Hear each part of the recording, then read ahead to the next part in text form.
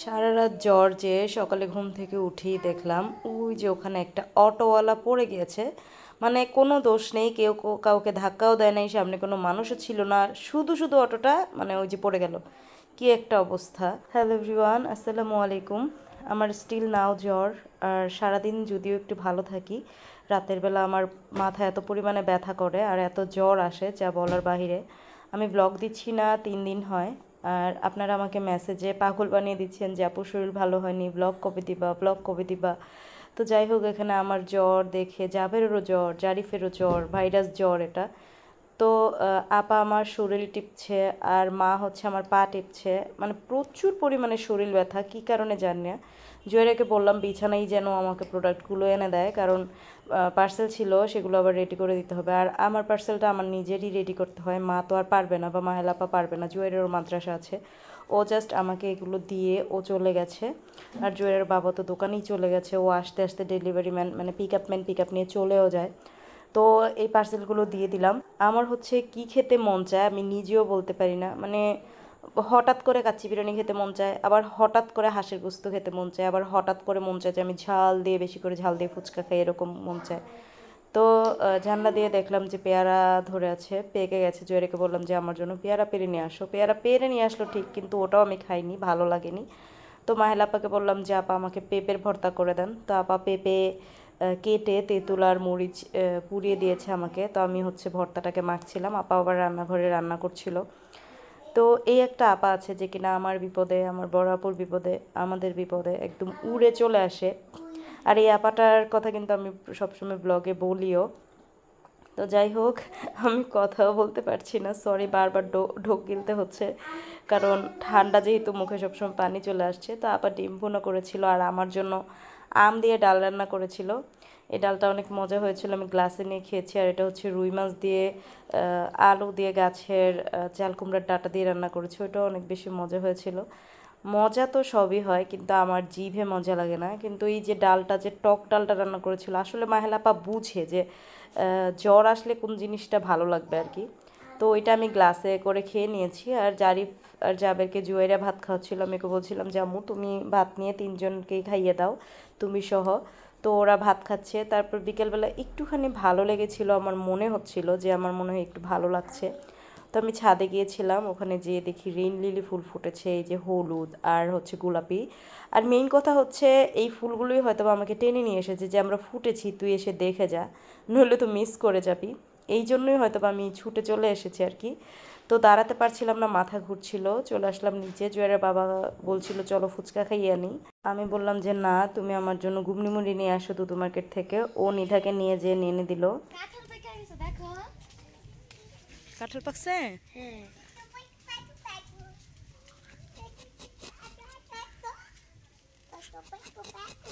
ধর দেখি এটা।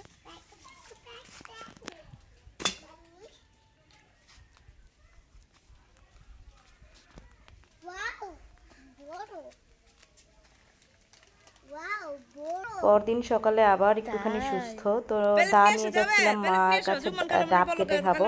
ও এর মধ্যে নিদা বললো যে দেখে যাওয়া খালামুনি, এখানে কাঁঠাল পেকেছে। তো ওইটাই দা দিয়ে আমরা সাইড করে ফেললাম। এই কাঁঠালটা গাছ থেকেই ভেঙে আর কি লুটপাট করা শেষ। সালেহাও চলে এসেছে লোটাবাটি নিয়ে।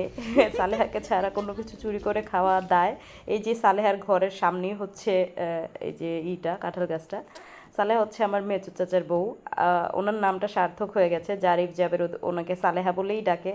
তো ওদের দেখা দেখি আমরা সবাই চাচিকে সালেহা বলেই ডাকি। চাচি খুব মজার মানুষ আর খুব টেক কেয়ার করে আমাদের। তারপরে এই যে হাঁসের গোস্ত রান্না করেছিলাম আজকে, যদি বললাম যে আজকে আমার একটু ভালো লাগছিল।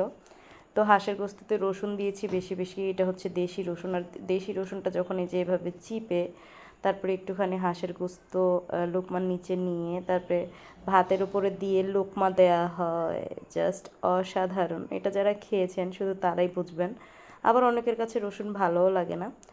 তো আজকে হচ্ছে পেঁপে ভাজি করেছিলাম ডিম দিয়ে, আর হাঁস রান্না করেছিলাম। তো মা যেহেতু হাঁসের গোস্ত খাবে না, আবার পেঁপে ভাজিও খাবে না, মায়ের জন্য আবার লোনা ইলিশ দিয়ে এই যে গাছ থেকে একটা চাল কুমড়া পেরেছি সেটা রান্না করে নিলাম। তো বিকেলবেলা আবার আম চলে আসলো আমাদের রাজশাহী নওগাঁ থেকে। প্রতি বছর আমিন ভাই জারিফ জাবেরের জন্য আম পাঠায়। এই নিঃস্বার্থ ভালোবাসার না মানে কোনো কি বলে কোনো তুলনা হয় না।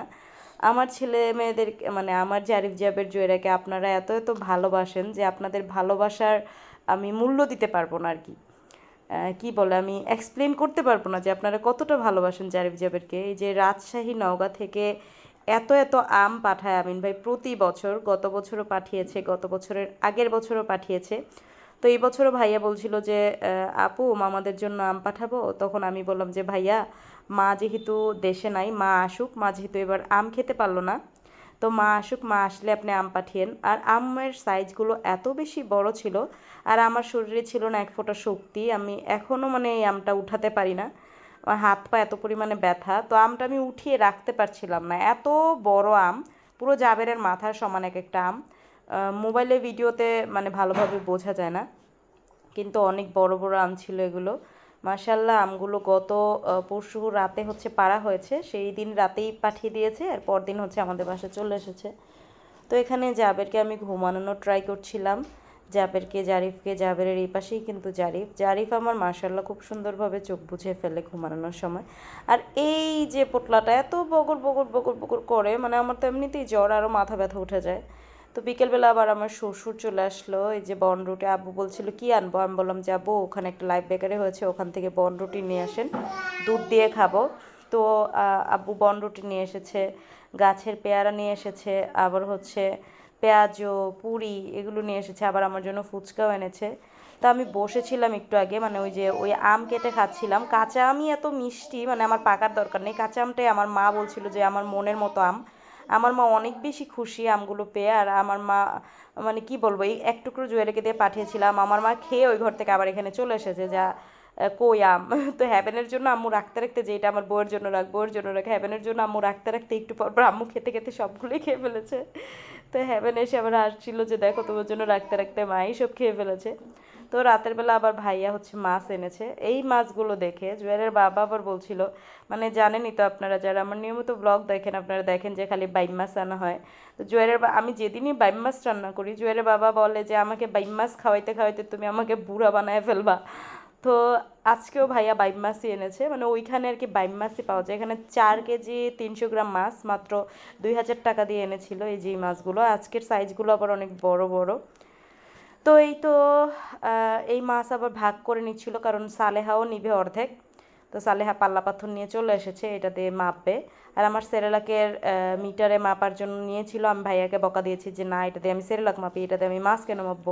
তো যাই হোক, এই ছিল আমার আজকের ব্লগ, ভালো থাকবেন সবাই, আর আমার জন্য দোয়া করবেন যেন খুব তাড়াতাড়ি সুস্থ হয়ে যেতে পারি।